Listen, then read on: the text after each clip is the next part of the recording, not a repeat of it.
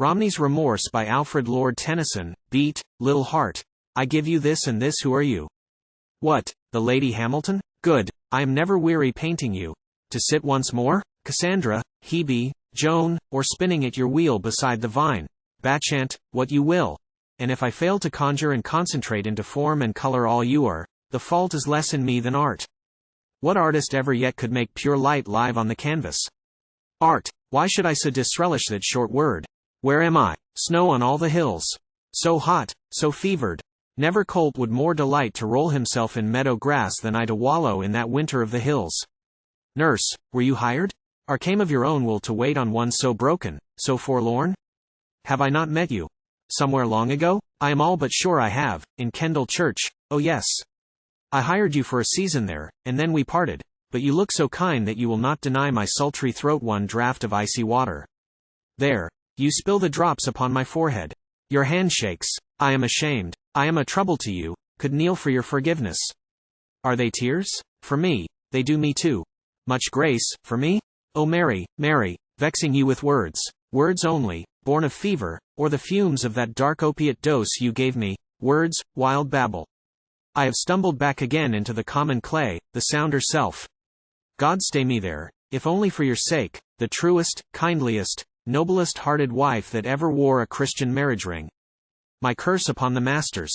Apothem, that wife and children drag an artist down. This seemed my lodestar in the heaven of art, and lured me from the household fire on earth. To you my days have been a lifelong lie, grafted on half a truth, and though, you say, take comfort you have won the painter's fame, the best in me that sees the worst in me, and groans to see it, finds no comfort there. What fame? I am not Raphael, Titian, no nor even a Sir Joshua, some will cry. Wrong there, the painter's fame? But mine, that grew blown into glittering by the popular breath, may float a while beneath the sun, may roll the rainbow hues of heaven about it, there.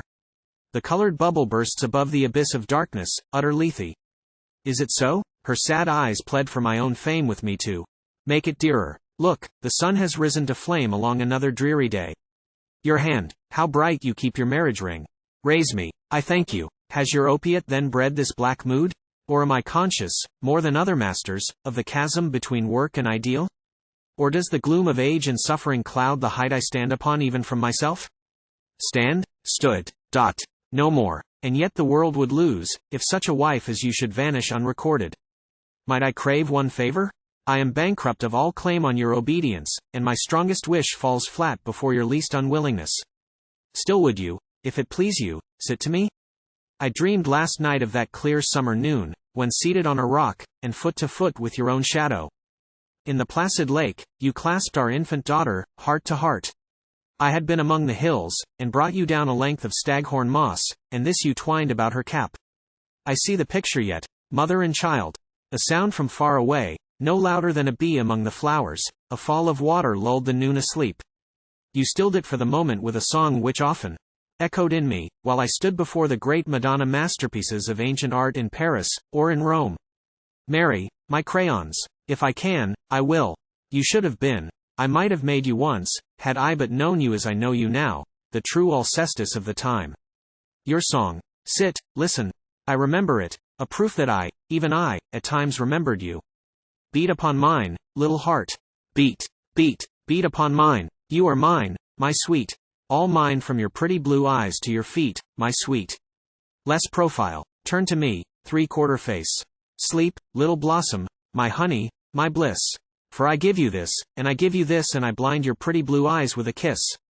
Sleep, too early blinded by the kiss of death, father and mother will watch you grow, you. Watched not I, she did not grow, she died. Father and mother will watch you grow, and gather the roses whenever they blow, and find the white heather wherever you go, my sweet. Ah, my white heather only blooms in heaven with Milton's amaranth. There, there, there. A child had shamed me at it. Down, you idle tools, stamped into dust, tremulous, all awry, blurred like a landscape in a ruffled pool, not one stroke firm.